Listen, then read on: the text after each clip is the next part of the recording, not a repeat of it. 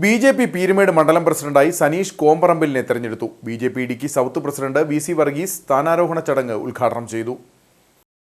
യുവമോർച്ച മുൻ പീരുമേട് മണ്ഡലം പ്രസിഡന്റ് സനീഷ് കോമ്പറമ്പിലിനെയാണ് ബി.ജെ.പി. പീരുമേട് മണ്ഡലം പ്രസിഡന്റായി തെരഞ്ഞെടുത്തത്. പുതിയ മണ്ഡലം പ്രസിഡന്റിന്റെ സ്ഥാനാരോഹണ ചടങ്ങും ബി.ജെ.പി. സൗത്ത് ജില്ലാ പ്രസിഡന്റായി തെരഞ്ഞെടുക്കപ്പെട്ട വി.സി. വർഗീസിനുള്ള സ്വീകരണവുമാണ് വണ്ടിപ്പെരിയാറിൽ നടന്നത്. മുൻ മണ്ഡലം പ്രസിഡന്റ് ആംപിയിൽ മുരുകൻ അധ്യക്ഷനായിരുന്നു. പുതിയ മണ്ഡലം പ്രസിഡന്റിന്റെ സ്ഥാനാരോഹണ ചടങ്ങ് ബി.ജെ.പി. സൗത്ത് ജില്ലാ പ്രസിഡന്റ് വി.സി. വർഗീസ് ഉദ്ഘാടനം ചെയ്തു. നിങ്ങൾക്കറിയാമോ, ഇവിടെ ഈ ജില്ലയുടെ സമഗ്ര വികസനം എന്ന് പറഞ്ഞുകൊണ്ട് ശ്രീമാൻ തോമസ് ഐസക് ധനകാര്യമന്ത്രിയായിരുന്ന സമയത്ത് 1000 കോടി രൂപയുടെ ഒരു പാക്കേജ് പ്രഖ്യാപിച്ചു.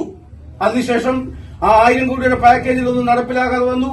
അതിനുശേഷം വീണ്ടും പറഞ്ഞു 5000 കോടിയുടെ പാക്കേജ് ഇടുക്കിയുടെ സമഗ്ര വികസനം എന്ന് പറഞ്ഞാണ് ചെയ്യുന്നത്.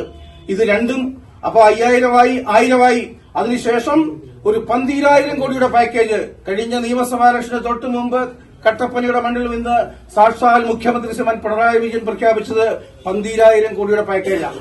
അപ്പോ ഒരു 12000, ഒരു 5000, പിന്നെ ഒരു 1000, അങ്ങനെ 16,000 കോടി ഇവിടെ പാക്കേജ് പ്രഖ്യാപിച്ചിട്ട്